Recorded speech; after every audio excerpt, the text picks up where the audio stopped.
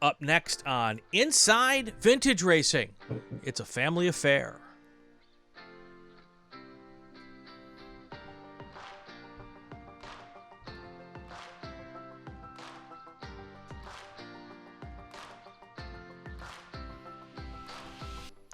Welcome to episode 4 of Inside Vintage Racing. I'm Brian Bielanski. Thanks for being with us this evening. First of all, I want to thank everybody. We have had a great response to the first 4 episodes of Inside Vintage Racing, and we've had several hundred viewers already, and it's already taken off. We love it. Every little podcast, YouTube starts out slow with a nice little ramp up, but so the numbers we've got early are awesome. If you like what you see today, please hit the like button, subscribe to the channel, and hit the bell so you get warned what's coming up next. Of course, we have a whole slew of podcasts on the Racing Network. Our newest one, Inside Vintage Racing, and tonight my guest is Brian Walsh. He's a vintage racer based out of Florida. Brian, welcome. How are you tonight? I'm pretty good. How are you, Brian? I'm doing fantastic. Thanks for being with me today. And again, welcome to the show. So I start every podcast with the same exact question. We've done 300 or so between our other 2 podcasts. Podcast number 4 here on Inside Vintage Racing, but the first question is always the same, Brian. How did you get mixed up in this crazy sport that we love? Well, I was born into it. My father started racing in '63.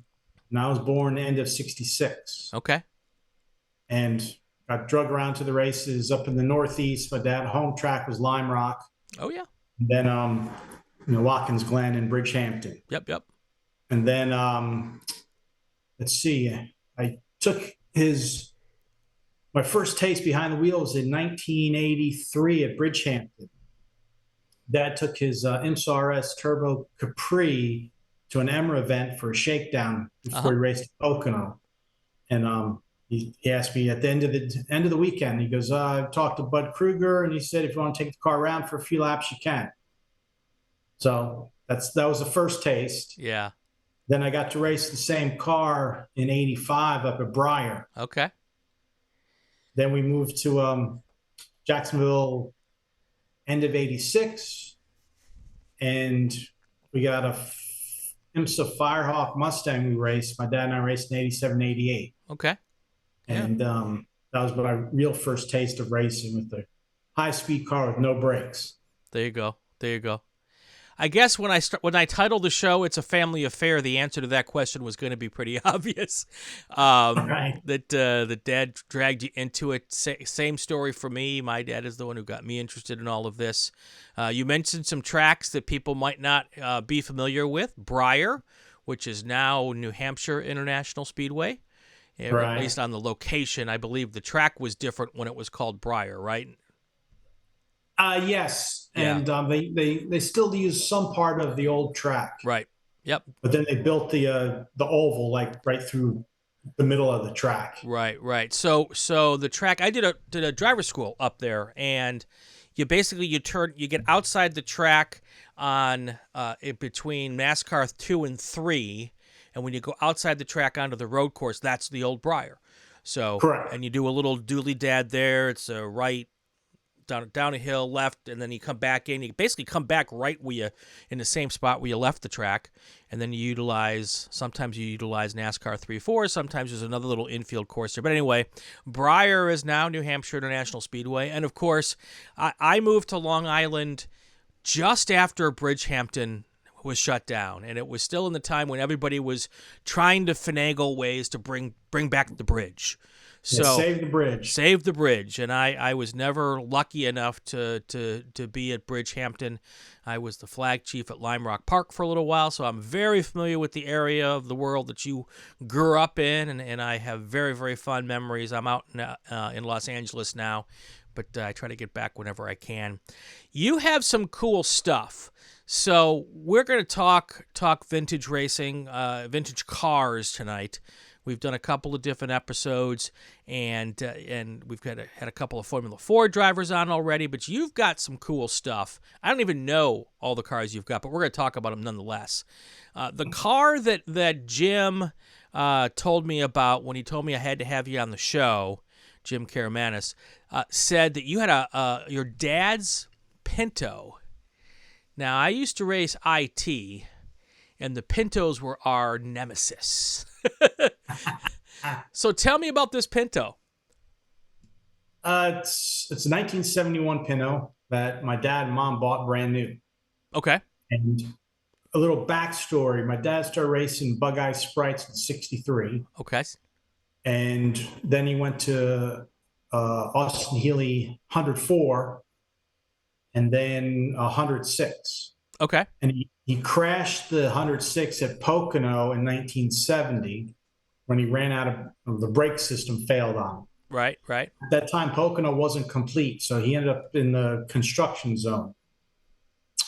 And so he vowed he would never race a single master cylinder car ever again. That's a good plan. Yeah, IMSA had just started in '69, and for '71 they announced a class for small sedans, and that's how my dad ended up. He's like, I'm going to go do that, race that, and he was either going to get a Vega or a Pinto, and he picked the Pinto because it had a cast iron head and block. Okay. And he chose the correct car. So he started racing in '71, quit his job in the city selling electric signs, and then started a Racer Walsh company towards the end of '71 selling Pinto parts. And that's how that went. And he raced Pintos up until '80 when he got a Turbo Capri. Okay. Well, then he sold his Pinto to a good friend, Lee Weiss, who raced in the beginning with my dad.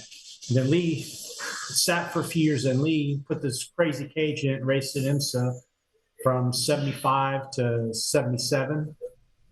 Then he raced it in SCCA and NHRA in the '80s. And then I bought it back in, I think, '90 or '91. Right. And raced GT3 with it. Okay. And it was a middle of the pack car.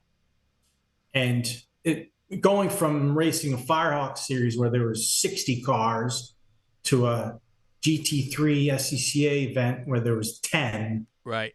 And after the second lap, you had nobody to race with. I was like, yeah, this isn't fun. Right. And I went to a vintage race at Sebring, an HSR race. I think it was '93. And helped some friends. And I was like, these guys are having a blast. Yeah. How do I do this? So I called up, it was SVRA or HSR. And I said, hey, I'm Brian Walsh. My dad's original '71 Pinto that ran in the 2.5 Challenge in the IMSA RS series and want to come vintage racing.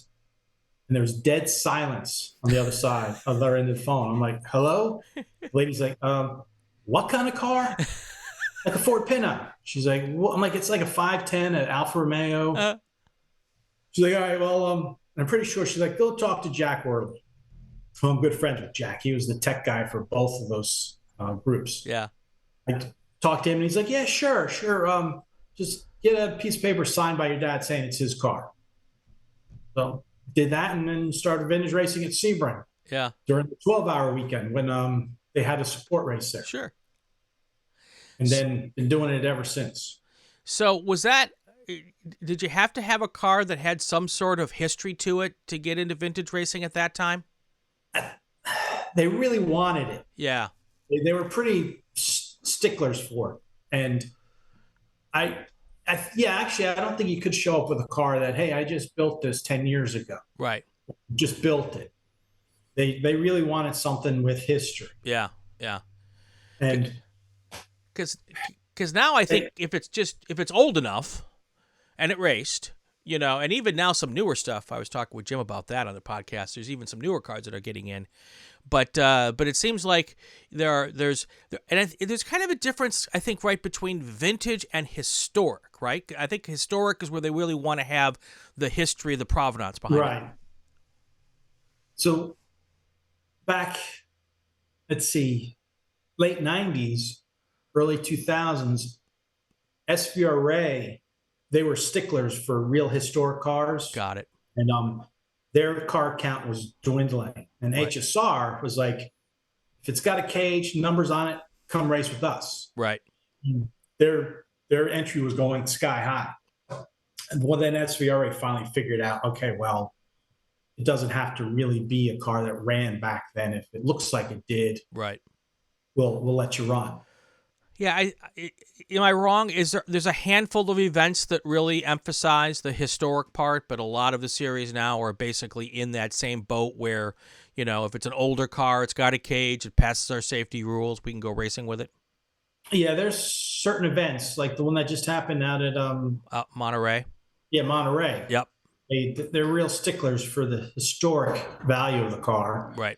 And Lime Rock Fall Festival, but I think they're letting Miatas in, so there's that. Right. Right. Yeah, my first foray into seeing vintage racing was the Midi at Road Atlanta. Okay. When I was living in Atlanta, and then the fall race at Lime Rock was my next kind of opportunity to spend some time with those cars, and the main feature of that race often is the old school Bugattis.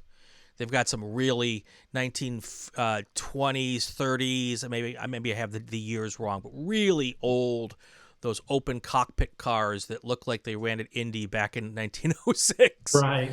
And those are always just spectacular cars to go see, tooling around the racetrack. So, but that's some fun stuff there.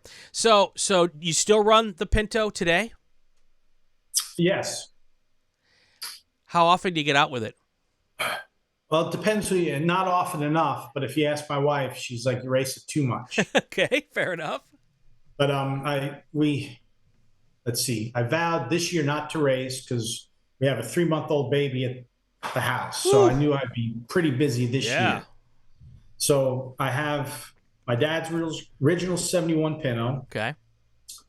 I have the 72 Pinto, the car and driver Pinto that Pat Bedard built and won the Charlotte IMSA race in 74. Okay. Then I have another IMSA RS Pinto that ran in the early 70s. Larry Campbell ran, and he was an engineer from Ford. Okay.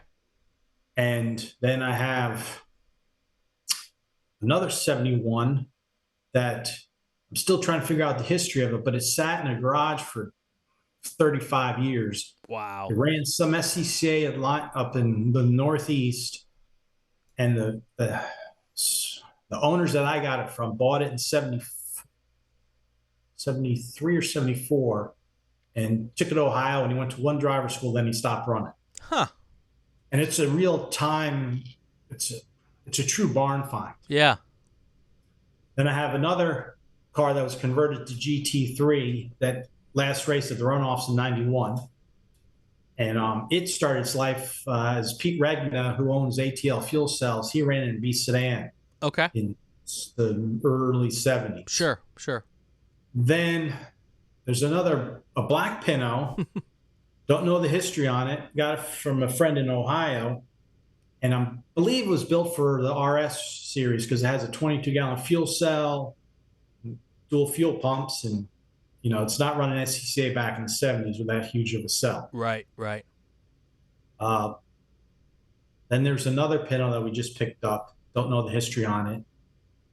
Then we have a Miata, the Camaro, 91 Camaro. Yeah. I think that's the Pintos. Yeah. No, there's one more. That was a auto hill climb car. Okay.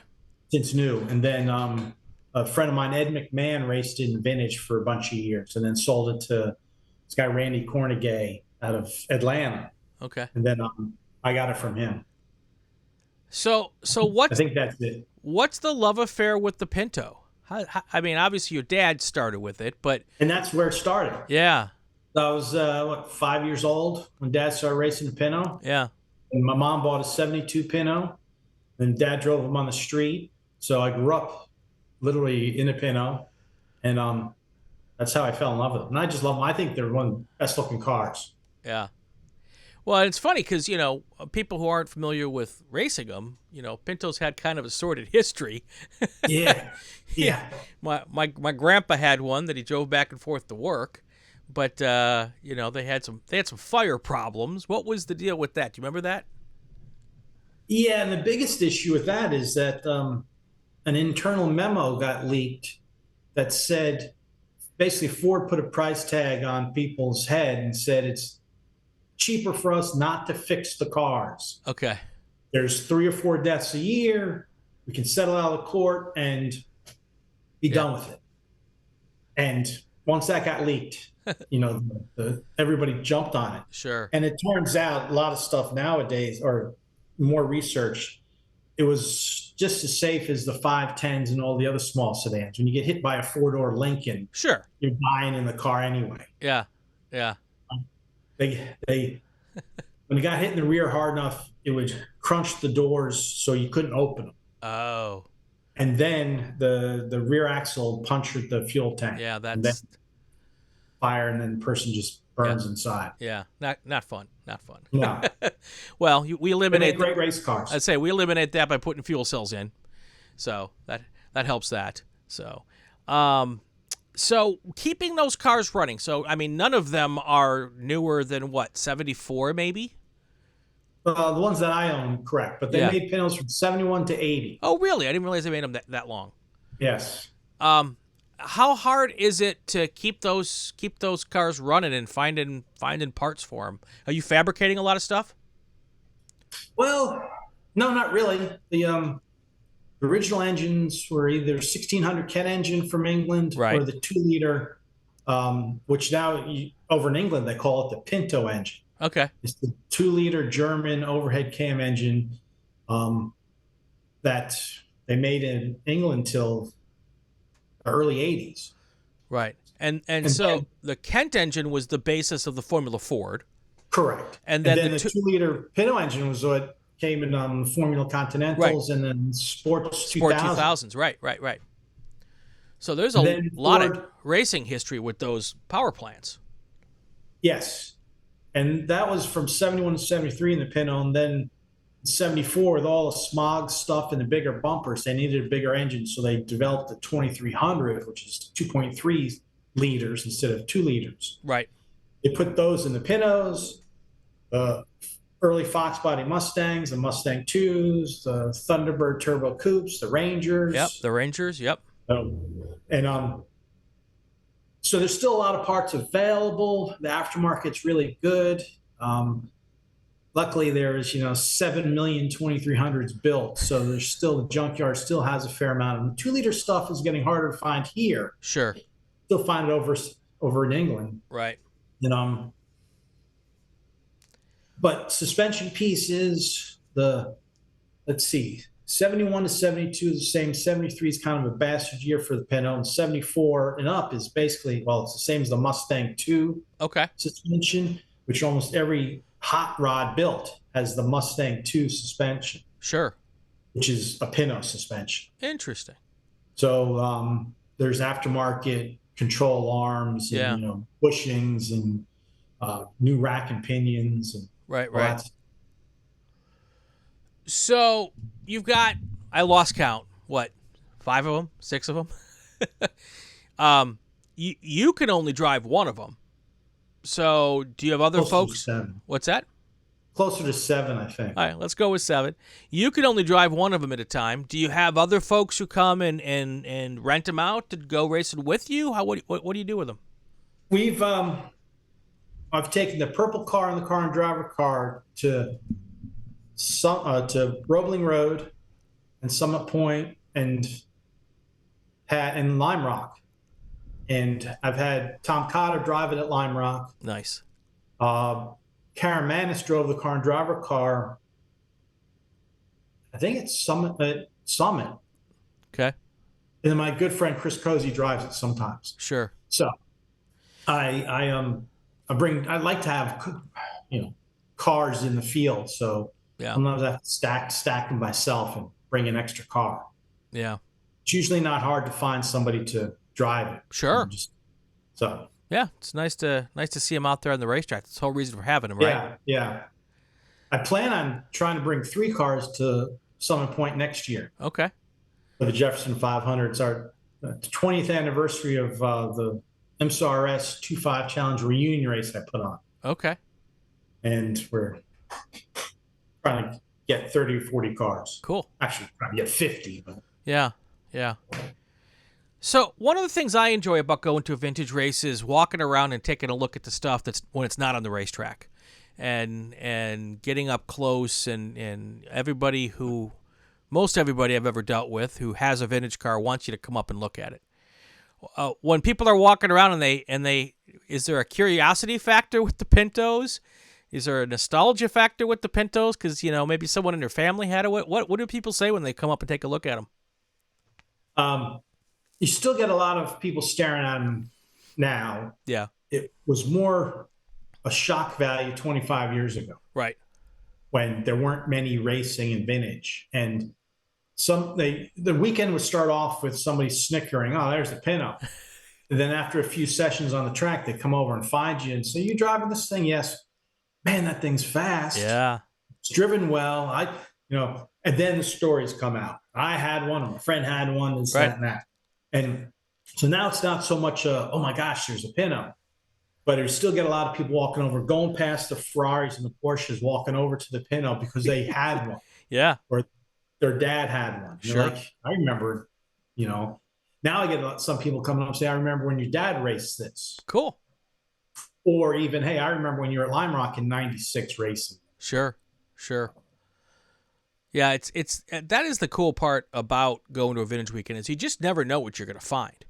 There's some things you kind of expect to see there, and those are often there. But there's always, a handful of cars you're like, wow, that was a race car, or that's still racing, or there's a wow factor, and not necessarily the wow factor of a Ferrari or something like that, because that's a wow factor, a different type of wow factor. And that's kind of the fun part, is seeing a Pinto out there still doing its thing. I agree. Yeah. 100%. Yeah. And especially when they're mixing it up well with the 510s and the Alphas and the Beamers, Right. It's people are like, oh, wow. They know 510s are fast and Alphas, but it's like, oh, Pinto's doing really well. So which class does it fall into in vintage racing these days? Well, it's either Group 8, I think Group 8 with HSR and Group 3 with SVRA. Okay. But then it's just any small sedan. Right, okay. That's what I figured. When we run it, Summit Point with VRG, we have enough cars. We have our own group. It's the IMSA, it's the reunion race group. So it's just small sedans. And we usually have 30 or 35 cars start the weekend off. Got it. And so you're out there with just similar kind of cars, which is nice. You don't have to worry about a Formula Ford in there or something, or some ground pounder. Yeah. Interesting. My guest, Brian Walsh, Pinto racer across the Southeast and East Coast with his vintage racing program. I'm Brian Bielanski here. Inside Vintage Racing is the show. If you like the show and you might want to sponsor us, just drop me an email at raceannouncerbrian@gmail.com.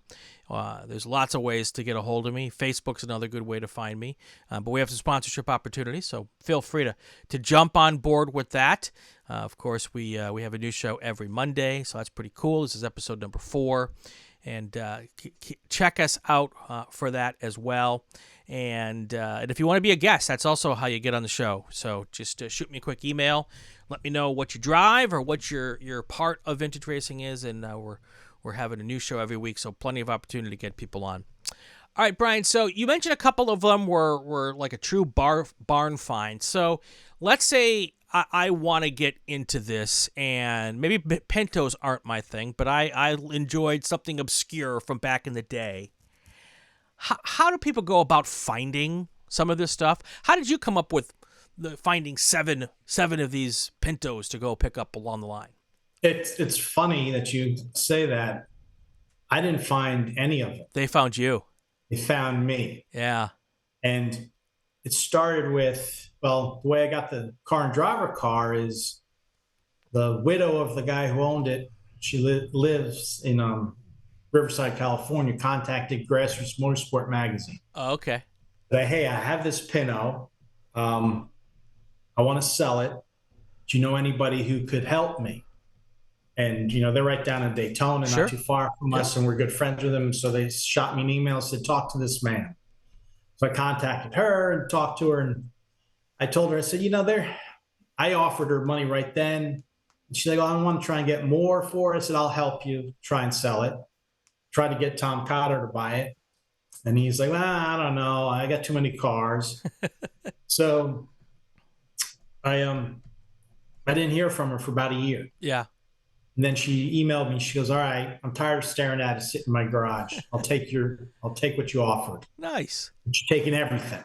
So that's how I got that car. And then on Facebook, that's where most of the stuff, either a friend says, hey, look, this is for sale. Yeah. Or, hey, my buddy's going to text you the picture of this car that he has.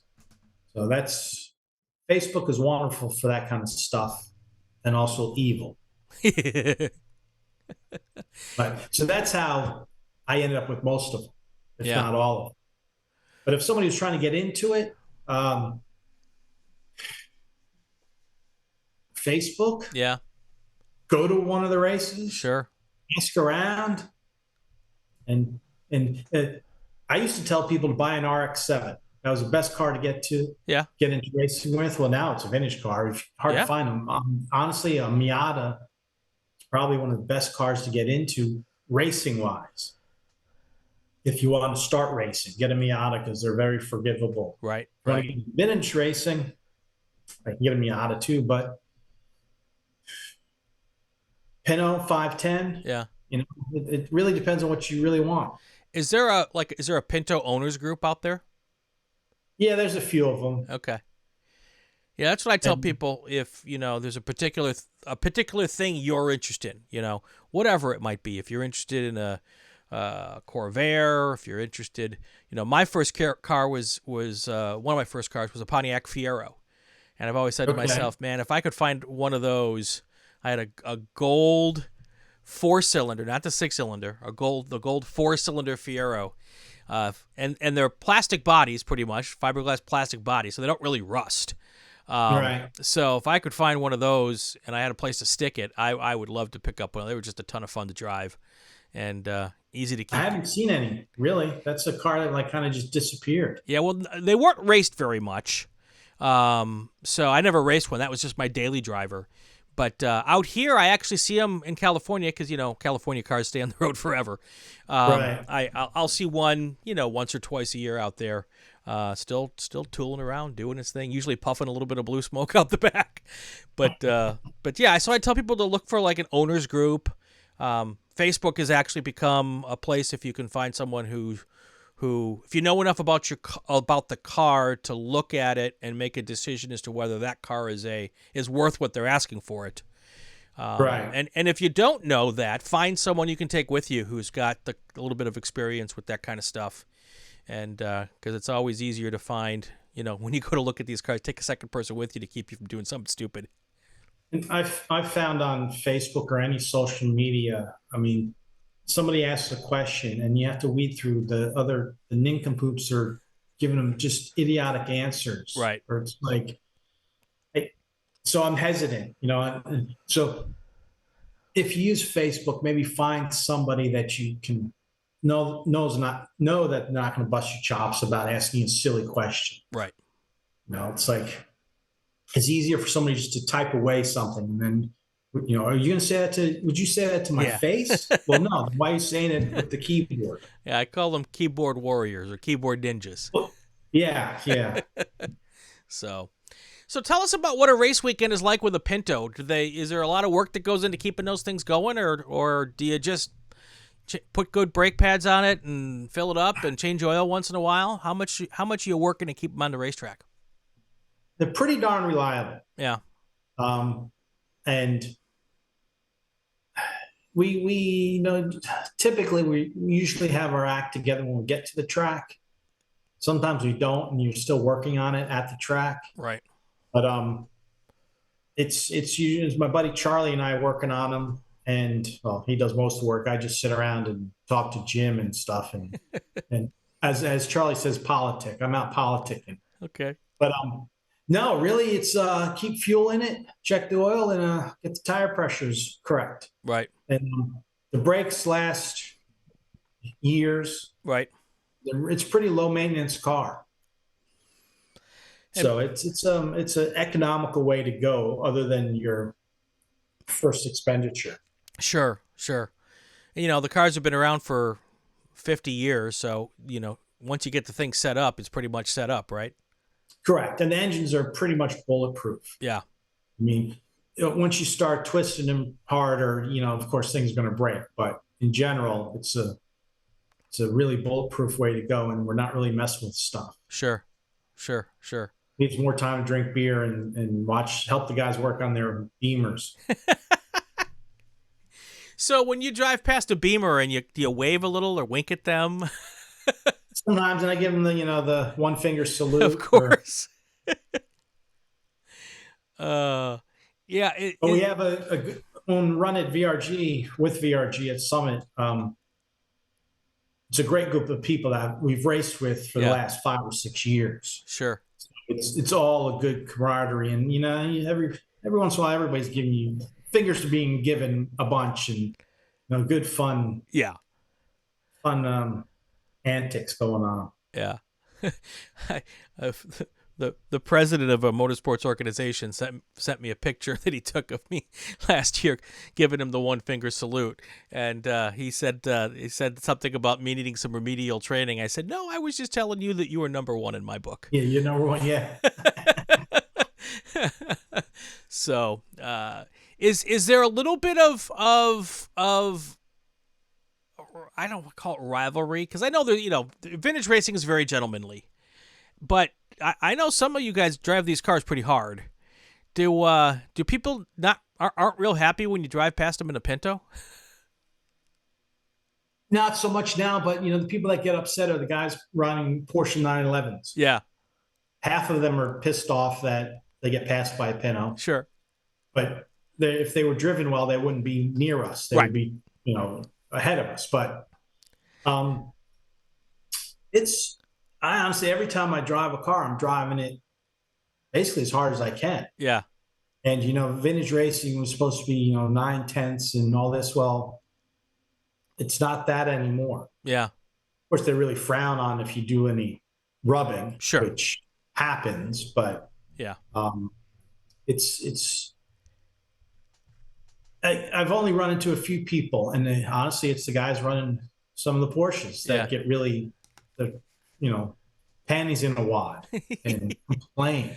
And that happened actually. I think it was my first race at Sebring for the vintage race, a 12-hour weekend. Right.